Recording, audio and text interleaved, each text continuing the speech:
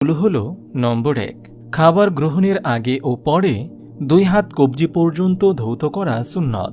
খাবার খাওয়ার পূর্বে হাত ধৌত করে মুছে ফেলবে না, তবে খাবার শেষে হাত ধৌত করে মুছে ফেলতে পারবে।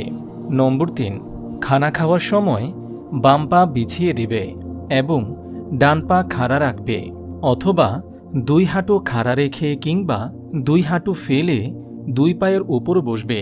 এই 3টা থেকে যে কোনো এক নিয়মে বসা সুন্নত। খাবার শুরুতে বিসমিল্লাহ বলবে।